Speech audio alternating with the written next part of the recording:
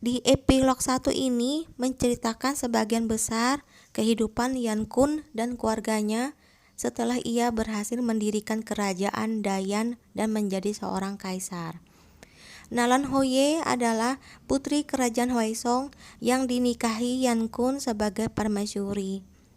Dan dia akrab bersama Yusu, yang kebetulan Yusu adalah janda dari Kwan Mo, yang mana Kwan Mo adalah jenderal dari Hwaesong. Yan Kun mengira Kwan Mo adalah sahabat penanya. Namun sebenarnya surat-surat yang sering dituliskan Yan Kun untuk Kwan Mo itu ditulis atas nama Kwan Mo, padahal itu ditulis oleh Nalan Hongye. 4 tahun sebelumnya, Nalan Hongye menikah demi negara dengan mengambil kesempatan saat 800.000 pasukan Yanbei dikirim keluar perbatasan. Ia memperoleh dengan susah payah status adipati bagi Hwaesong yang lemah karena bertahun-tahun diguncang perang saudara. Dan sejak saat itu, ia meninggalkan negeri asalnya yang hangat dan pergi ke utara dengan kapal, menuju utara melalui sungai Chihui dan akhirnya memasuki kota Zhenhuang ini. Dan para kerabat putra kekaisaran ini pun mengikuti sang putri tertua, meninggalkan kampung halaman jauh-jauh dan tinggal di Zhenhuang. Negara Dakia sudah musnah. Sekarang 18 provinsi Hongchuan sudah berganti nama menjadi Yan. Kaisar Yan yang baru naik tahta memperbaiki istana negara, memperluas istana Sengjin, dan membuka daerah tenggara untuk membangun sebuah istana bagi putri tertua Hwaesong yang dinamai Istana Dongnan. Selain itu, ia memperbolehkan sang permaisuri ikut memerintah, mengepalai urusan pemerintahan besar dan kecil di daerah-daerah pembayar upeti Hwaesong.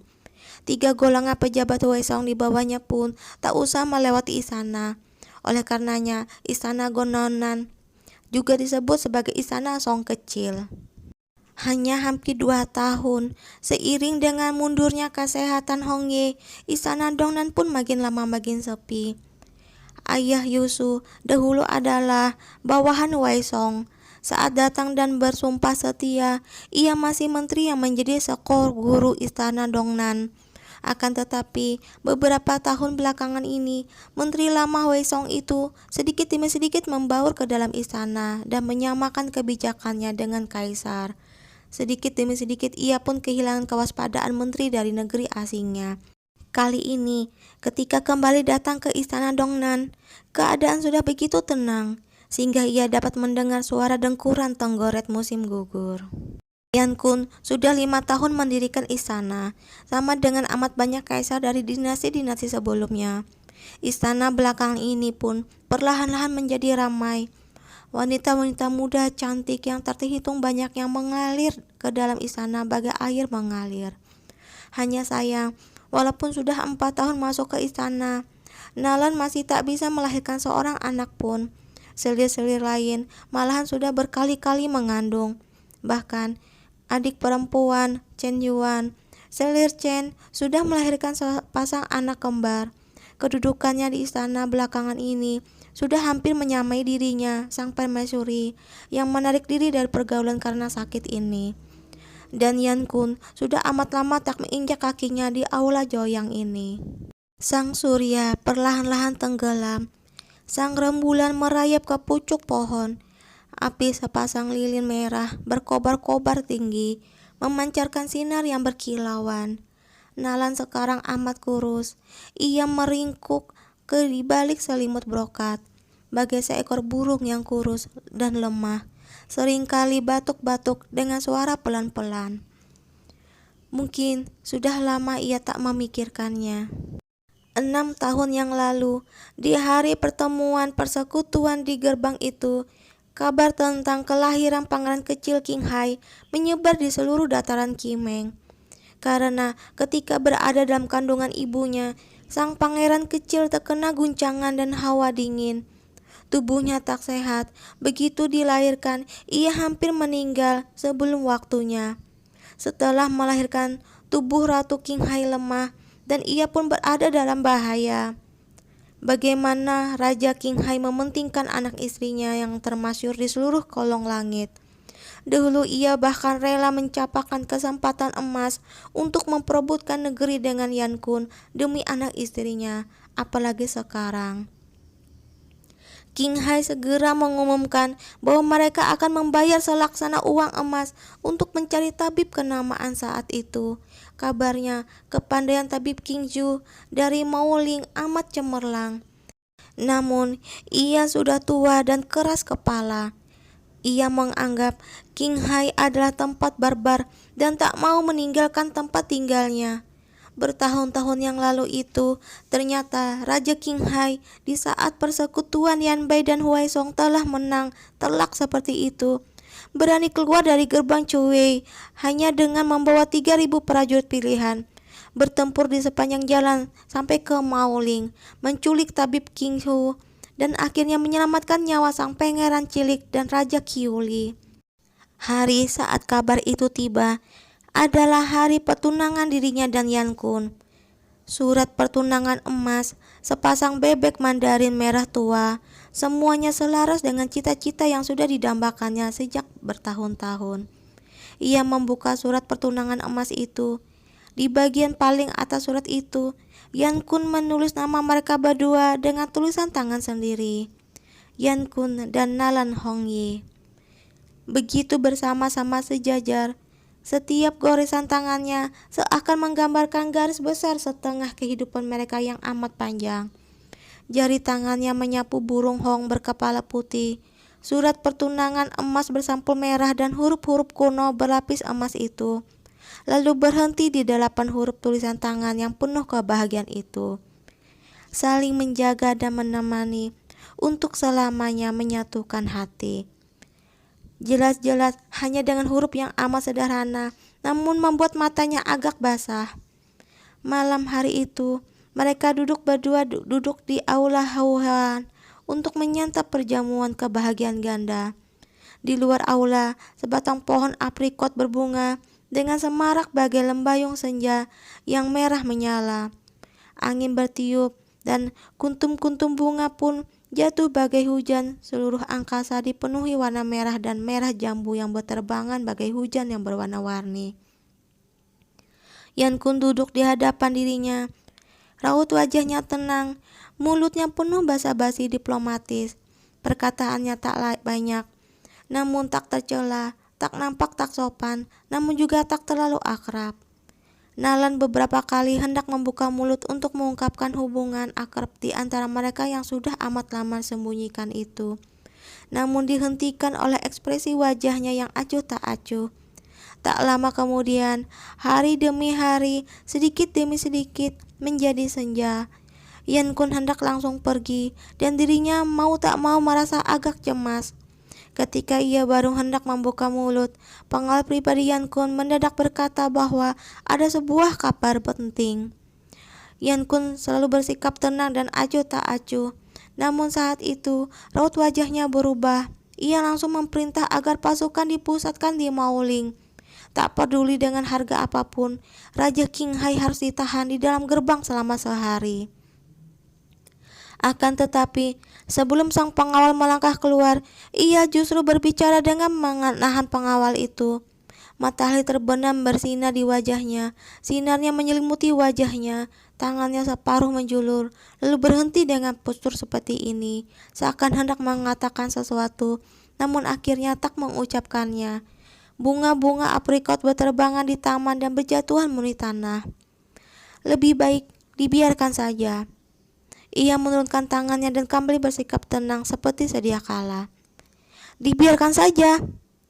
Pengawal itu tercengang. Di bawah sadar, ia bertanya balik.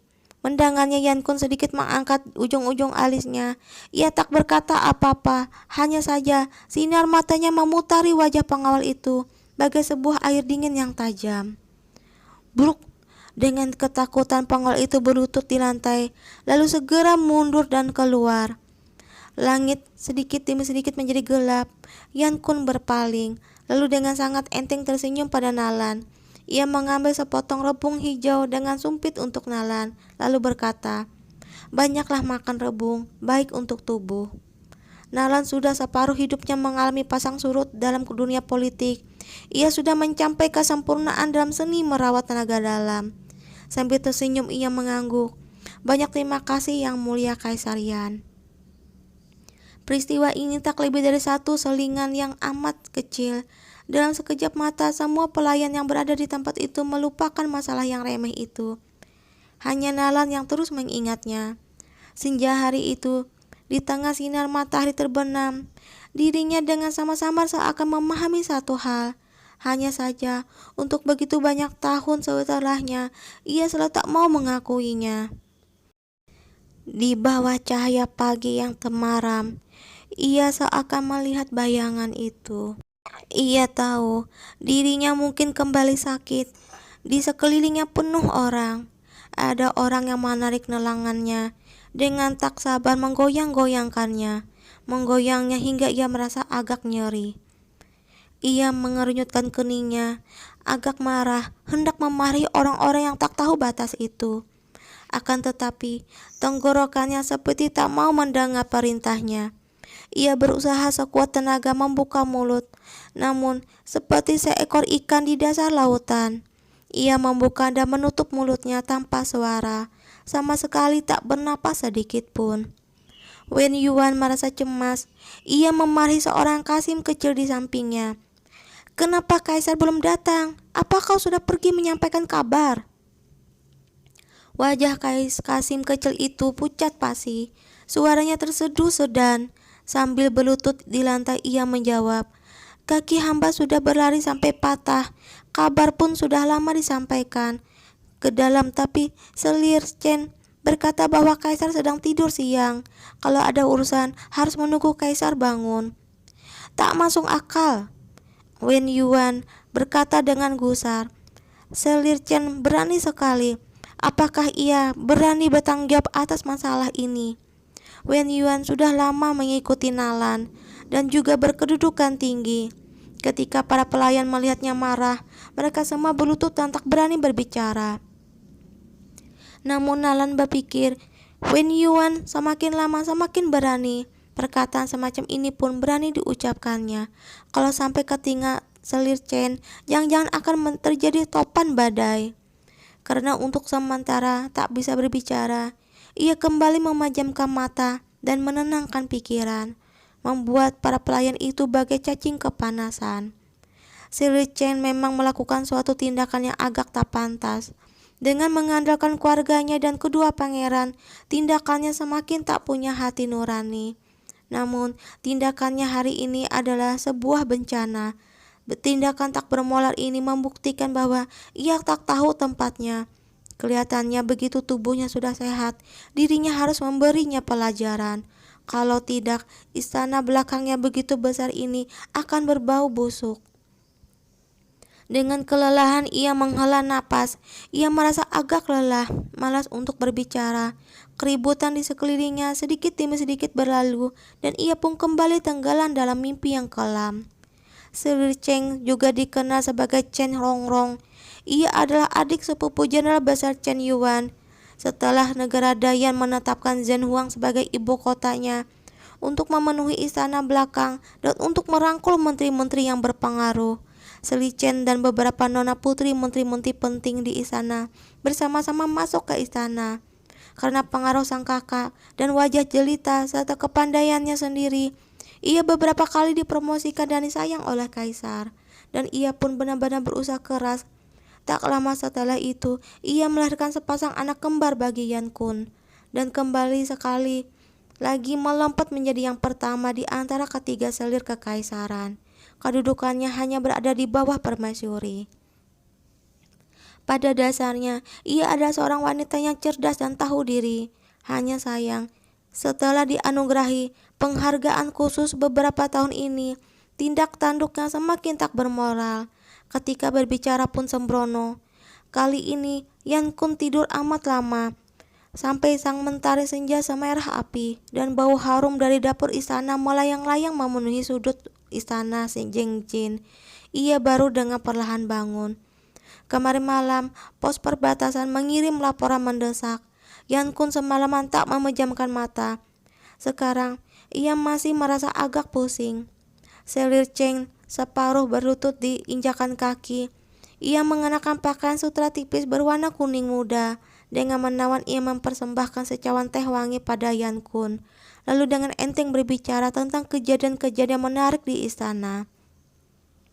Yan Kun sedang tak ingin mengobrol dan seringkali hanya asal menjawab saja. Tiba-tiba sebuah perkataan yang carebat masuk ke dalam telinganya. Yan Kun tertegun lalu bertanya sambil menunduk. "Apa katamu?" Hati Selir Chen terkejut. Ia berusaha menenangkan diri, lalu berkata sambil terus tersenyum. "Siang ini, Hyo Junji dari Aula Dongnan datang dan berkata bahwa tubuh permaisuri tak sehat. Hamba lihat Yang Mulia tidur dengan begitu nyenyak, maka aku tak berani membangunkan Yang Mulia. Hamba menduga tentunya pelayan itu yang tak tahu duga dan membesar-besarkan masalah kecil. Tubuh permaisuri selalu tak sehat. Hal ini adalah sesuatu yang diketahui oleh semua orang. Permaisuri sendiri pun tak ingin mengganggu Yang Mulia dengan masalah ini. Kali ini ia tentunya tak tahu keadaan yang sebenarnya. Kalau ia tahu, mungkin ia akan menghukum pelayan itu dan pasti tak akan menyuruhnya datang mengganggu Yang Mulia." Yan Kun duduk di atas ranjang. Untuk sesaat ia tak berkata apa-apa. Dengan tenang ia mencuci tangannya, mengelap mukanya, minum teh dan mengenakan sepatu. Sinar matanya dalam, ekspresi wajahnya tenang, entah sedang memikirkan apa. Hati Selir Cheng girang. Ia sibuk hilir mudik membantu Yan Kun mencuci muka dan bertukar pakaian. Namun tak nyana, setelah Yan Kun selesai mengenakan pakaian, ia langsung hendak pergi. Selir Cheng cemas. Ia segera membuka mulut dan berkata, "Apa Yang Mulia tak mau tinggal untuk makan malam?" Yan Kun berbalik dengan perlahan. Matahari terbenam bersinar di wajahnya, menimbulkan cahaya emas yang pucat. Semakin menonjol sinar matanya yang dalam bagai mata air dalam. Dengan demikian tenang, ia memandangi Selir Chen, sama sekali tak menunjukkan rasa gusar sedikit pun. Lalu membuat punggung terasa dingin dan tubuh sedingin es. Selir Chen segera berlutut, wajahnya jelita pucat pasi. Nasib buruk yang menimpa Yuan Silan, selir kesayangan kaisar dahulu pun muncul di depan matanya, membuat dirinya begitu ketakutan hingga hampir gemetar. Aula itu seluruhnya tenang. Entah kena berapa lama, seorang gadis pelayan berkata dengan suara pelan di telinganya, "Niang, Niang, kaisar sudah pergi." Ia perlahan-lahan mengangkat kepalanya. Ia merasakan bahwa dahinya penuh keringat dingin. Dengan lemas ia bangkit, namun hampir terjatuh. Sang gadis pelayan menjerit kaget dan membayangnya, lalu mendudukkannya di ranjang. Tangannya menutupi dadanya, wajahnya pucat pasi. Untuk waktu yang amat lama, ia tak berkata apa-apa. Ia tahu, walaupun kaisar tak berkata apa-apa, bahwa barusan ini dirinya benar-benar amat dekat dengan kematian. Langit semakin gelap. Dengan diam ia berpikir, dan akhirnya menghembuskan napas panjang, lalu berkata pada seorang pelayan, "Pukul Kiao Jengji yang hari ini menjaga pintu sebanyak 30 kali. Setelah itu, persiapkanlah hadiah yang banyak. Besok kita akan pergi ke pintu istana permaisuri untuk memohon maaf dan berkata bahwa penjaga pintu malas dan salah menyampaikan berita." Gadis pelayan itu mengiyakan, walaupun ketakutan, namun ia tak berani bertanya. Tak lama kemudian, dari luar terdengar suara jeritan mengenaskan Kiao Dengji. Pada akhirnya, wanita yang dapat merayap naik ke kedudukan sekarang sama sekali bukan orang yang lugu dan tak tahu apa-apa. Ia tahu kapan harus maju dan mundur, tahu batas-batas kewajaran. Walaupun kadang-kadang kegirangan, namun begitu arah angin berbalik, akan segera dengan amat cepat menyadarinya. Dan genta peringatan hari ini sudah cukup dimengerti olehnya. "Liuku, persiapkan lilin-lilin dan hiyo, serta kitab suci. Mulai besok, aku setiap hari akan datang ke aula pemujaan untuk menyalin kitab suci, untuk bersembahyang, mohon berkat bagi dayan kita." "Baik, kali ini sudah cukup." Chen Longrong menghela napas. Jari-jarinya mengelus selimut brokat yang baru saja ditidur Yan Kun. Ia merasa bahwa selimut itu sedingin es. Ketika Yan Kun tiba di istana Dongnan, hari sudah seluruhnya gelap. Lentera yang menyala di istana Dongnan hanya sedikit. Para tabib sudah mundurkan diri dari dalam istana. Ketika melihat dirinya, mereka segera berlutut. Namun, ketika mereka baru hendak melapor, ia memotong perkataan mereka. Ia langsung melangkah masuk. Semua dayang-dayang berlutut di lantai. Kepala-kepala hitam yang padat menunduk. Barisannya berkelok-kelok sampai ke ujung pintu istana yang dingin dan sepi. Nalan sudah tidur. Ia berbaring di tengah berlapis-lapis selimut brokat. Wajahnya pucat pasi, rambutnya tergerai berantakan, sangat kurus dan lemah. Wajah Wen Yuan kegirangan. Ia menaruh bantalan empuk di atas ranjang untuk Yan Kun. Namun Yan Kun menarik sebuah kursi untuk dirinya sendiri dan dengan demikian duduk menghadap Nalan. Semua dayang-dayang segera mengundurkan diri. Hanya menyisakan mereka berdua. Yan Kun duduk dengan tenang. Nalan masih tidur dengan nyenyak. Sepertinya ia tak pernah melihatnya seperti ini. Nalan Hongyi dalam ingatannya selalu bersikap berwibawa. Penampilannya mewah, mengenakan pakaian bersulam yang amat mahal. Hiasannya anggun, perkataan dan perbuatannya selalu sesuai dengan situasi yang dihadapinya. Selamanya tak pernah membuat suatu kesalahan.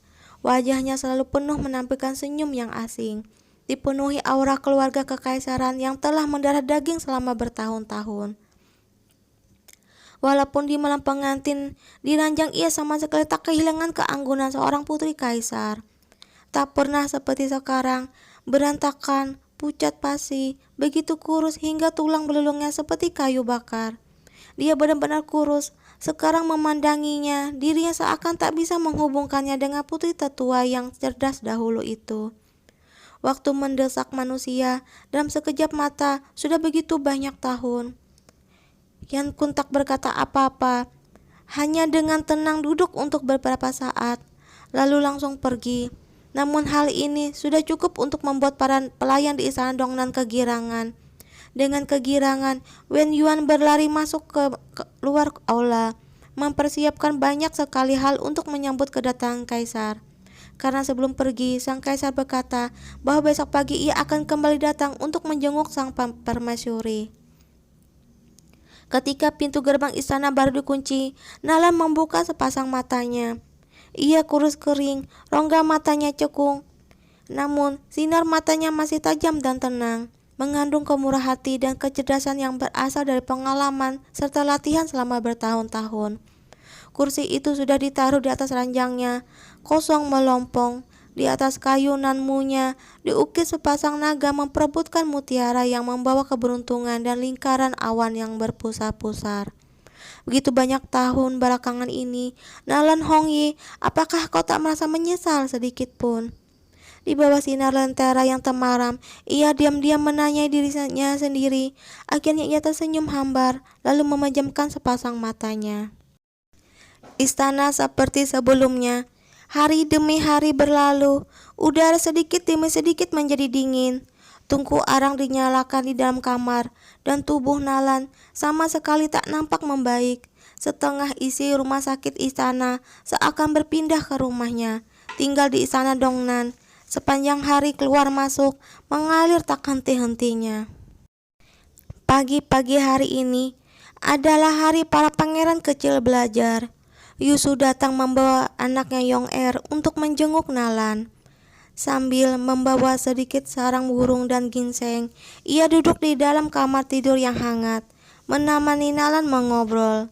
Setelah mengobrol tak tentu arah untuk beberapa lama, ia melihat bahwa Nalan agak lelah. Yusu hendak mohon diri, namun mendengar Nalan bertanya dengan nada hambar, "Besok adalah hari peringatan wafatnya Raja Kuan." Yusu tertegun. Entah kenapa, sebuah senar dalam hatinya mendadak menegang. Dengan suara rendah ia menjawab, "Benar." Nalan mengangguk-angguk. Wen Yuan yang berada di sisinya memberikan sebuah kotak berlapis kain brokat. Nalan berkata dengan tenang, "Pangeran telah berjasa besar pada negara, Tubuhku tak sehat, tak bisa bersembahyang. Mohon putri mewakiliku menyampaikan sedikit penghormatan." Kamar tidur yang hangat itu mendadak menjadi agak dingin. Rasa dingin itu merambat naik dari jari jemari Yusu, merambat ke atas seiring dengan lengannya. Dengan sikap yang kaku, ia menerima kotak itu. Ia menggigit bibir bawahnya, lalu dengan rasa hormat menunduk. "Hamba mewakili almarhum suamiku, berterima kasih atas anugerah permaisuri." Nalan menggeleng-geleng. Ketika ia hendak berbicara, seorang dayang-dayang berlari masuk dari luar, lalu membisikkan sesuatu di telinga Wen Yuan. Ekspresi wajah Wen Yuan langsung berubah. Ia berpaling melihat Nalan. Yusu segera bangkit dan memohon diri. Nalan menatapnya, namun tak menyuruhnya tinggal.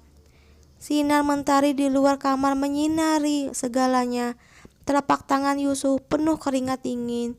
Ia menggenggam ujung bajunya dengan sekuat tenaga, seakan dengan demikian ia dapat mencekik beberapa pikiran sampai mati. Tiba-tiba, nampak serombongan orang Qasim berlari ke bagian barat. Yusu mengalihkan perhatiannya, lalu bertanya pada dayang-dayang pribadinya, "Ada apa? Apa yang mereka lakukan?" Gadis pelayan kecil itu sudah lama keluar masuk istana dan sebenarnya amat cerdas. Setelah mencari tahu, ia kembali dengan wajah kebingungan, lalu berkata, "Putri Selir Yuan dari istana dingin barat menggantung diri." "Selir Yuan?" Yusu terpana dengan terkejut dan bertanya. Gadis pelayan kecil itu menjilat bibir bawahnya lalu berkata, "Dia dulu adalah Selir Chu, Yuan Silan." Kali ini giliran Yusu yang tercengang. "Selir Chu, nama aslinya adalah Yuan Silan, selir yang paling disayangi dan paling legendaris di istana belakang sejak negara Dayan didirikan. Ia sebenarnya adalah seorang perempuan pencuci pakaian yang berkedudukan amat rendah di istana belakang. Karena berbuat kesalahan, ia dimasukkan ke dalam penjara dan disiksa. Akan tetapi, tanpa disangka-sangka, wanita istana kecil itu ternyata memiliki kepandaian bersilat yang sederhana. Di tengah malam, ia menyandera seorang wanita yang ditugaskan merawat lukanya, lalu melarikan diri dari penjara. Ketika melarikan diri, ia panik dan dengan asal memilih jalan. Lalu, secara kebetulan bertemu dengan kereta kaisar yang sedang kembali ke istana. Tubuhnya terkena panah, ia menghadapi jalan buntu. Kepalanya membentur pintu gerbang istana. Culan, namun ia lebih suka mati daripada menyerah begitu saja. Untung saja, setelah itu ia diobati. Kaisar menyukai keberaniannya, lalu mempromosikan menjadi selir kelas 5 dari seorang budak kecil. Ia pun sangat menyayanginya. Dalam setengah tahun, Yuan Silan memonopoli hati sang kaisar, melejit bagai meteor dan akhirnya diberi gelar Selir Cusu. Walaupun ia mengundang berbagai rasa tak senang dan kritik dari istana depan, namun kaisar tak pernah bergeming. Kedudukannya di istana tak tertandingi. Tak ada orang yang dapat berdiri sejajar dengannya. Sampai pada suatu malam hujan 3 bulan sebelumnya, topan badai melanda istana Culan. Selir Chu yang dimanjakan di istana belakang tiba-tiba dikecam. Dalam 3 hari, kedudukan selir berkelas 2 Chu diturunkan 4 kali berturut-turut sehingga menjadi selir kelas 7 yang amat rendah dan harus tinggal sendirian di istana dingin barat. Tak ada yang tahu apa yang terjadi malam itu. Hanya kata orang, Selir Chu bertengkar dengan kaisar dan dalam kemarahannya ia merusak wajahnya sendiri, sehingga ia seperti bukan manusia maupun setan. Tentu saja hal itu mengundang kemarahan besar kaisar dan ia pun diturunkan kedudukannya. Ketika membicarakan masalah ini, orang-orang istana bersikap sarkastik. Pertama, karena ketika disayang kaisar, Yuan Silan sangat sombong, tak memperdulikan selir-selir lain di istana.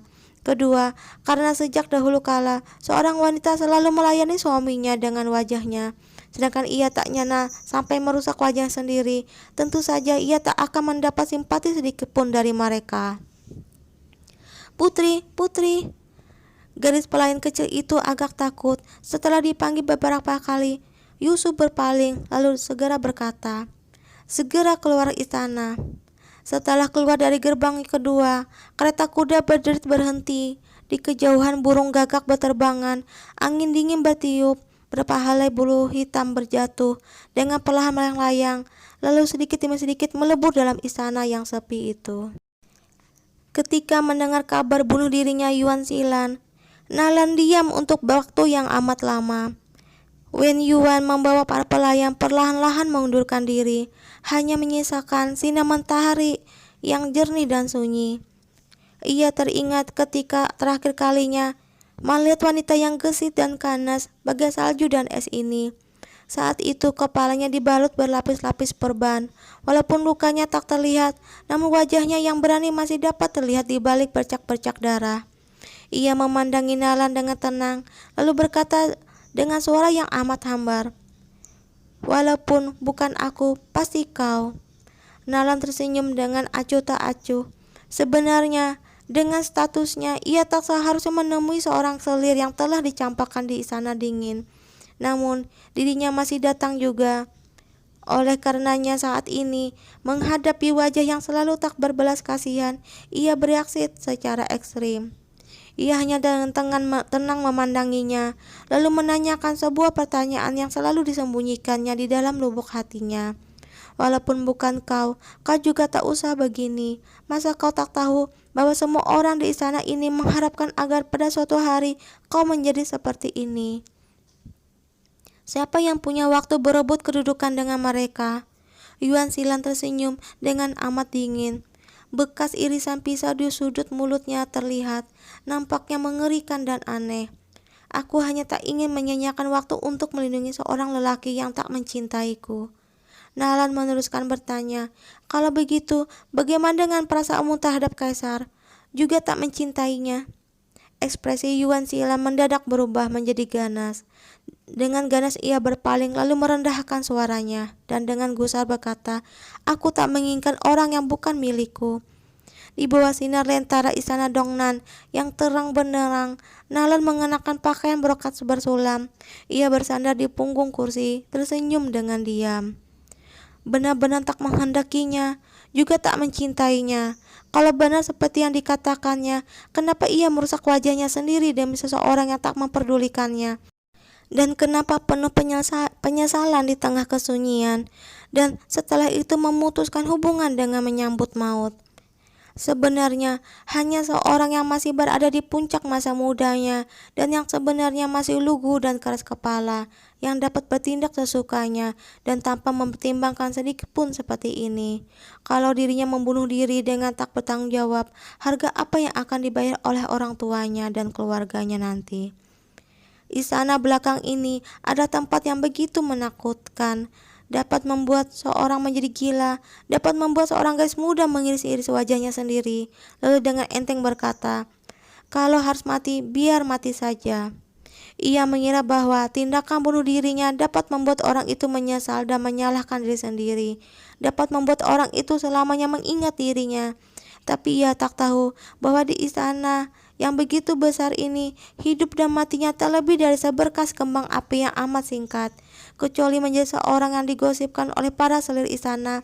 Namun, hal itu tak akan menimbulkan gelombang apapun. Di istana ini, yang paling tak langka justru adalah arwah penasaran yang mati sebagai korban ketidakadilan. Seiring dengan berjalunya waktu, sebulan, 2 bulan, setahun, 2 tahun, siapa yang masih mengingat selir yang dahulu begitu disayang itu? Benar-benar bodoh. Nalan menghela napas dengan pelan.